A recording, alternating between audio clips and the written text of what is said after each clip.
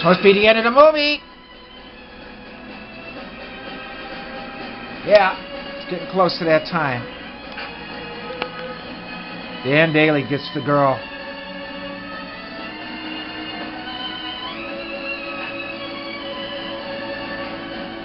The outfit's going back in. Well, he's going to have to go with him now. You know that. So now she doesn't get either one of them. They both get killed. You love your papa? Well, that's pretty dumb. Should stay with her and be safe. At least you'll have him.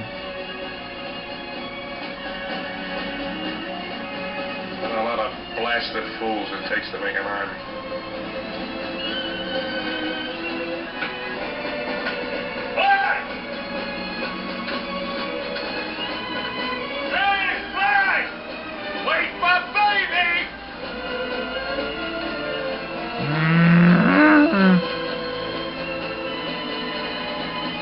No, she loses both guys. Oh, man. This is sad, sad, sad.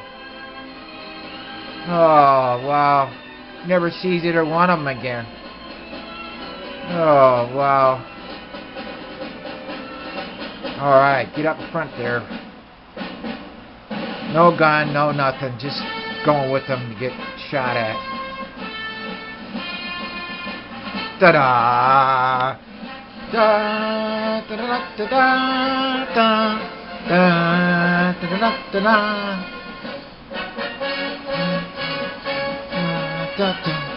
Oh, cool, cool, cool, cool, cool. Da da da da da da da.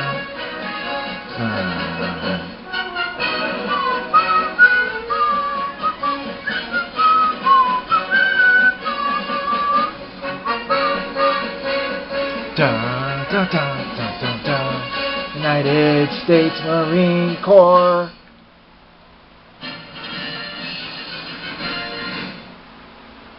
For that scene in which Jimmy Cagney left in the motorcycle sidecar and took off with William Demarest to play the corporal, the director of the film, John Ford, asked Cagney if he really wanted to make that leap or just have a stuntman do it for him.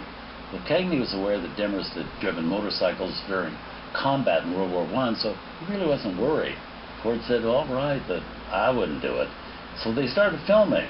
What nobody knew was the motorcycle's brake pads had worn away, so the cycle ended up careening out of control and crashing, sending Demarest and a crew member to the hospital. Cagney escaped with just a few scratches, but he did get scratches.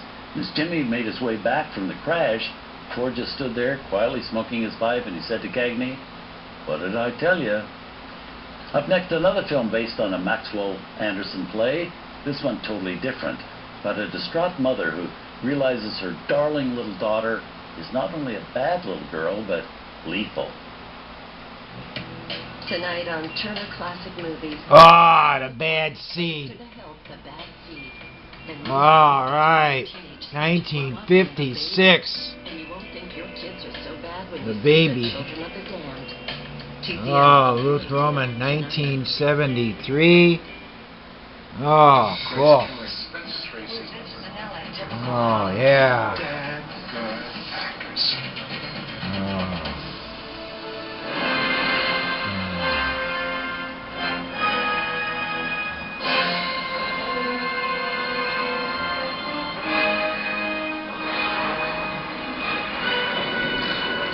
Oh, awesome, awesome, awesome. Cool. Oh, wow.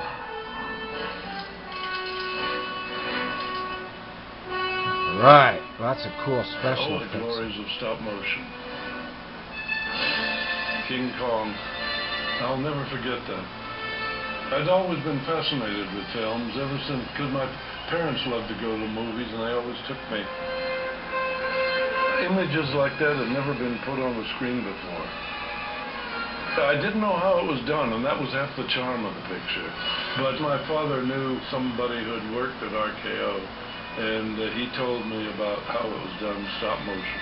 So I started experimenting in my garage. Willis O'Brien was an animator. He started really three-dimensional animation in America. So I called him up, and he kindly invited me over because there were not many people interested in stop motion at that time. And then finally, when he started Mighty Joe, I had the great pleasure and advantage of working with Obie right from the beginning. Oh, cool. I followed in his footsteps by making the characters a part of the picture rather than an insert from the situation. So very ugly. And yet it seems so frightened. And for example, the Ymir in 20 Million Miles to Earth goes right through the picture as a character, along with the live-action photography. And to use that old-fashioned word, glamorize, you have to glamorize the dinosaur. But stop motion is a slow process, and you have to consider that when you're making pictures on a budget. And we had very tight budgets. I had a difficult time. I had to make my own way because very little was known about stop motion.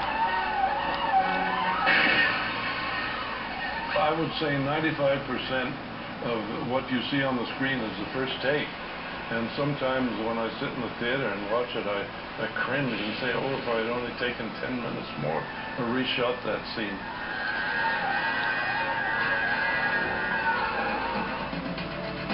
Please join us as we remember Ray Harryhausen, whose special effects wizardry unleashed extraordinary creatures, Thursday starting at 8 p.m., only on Turner Classic Movies.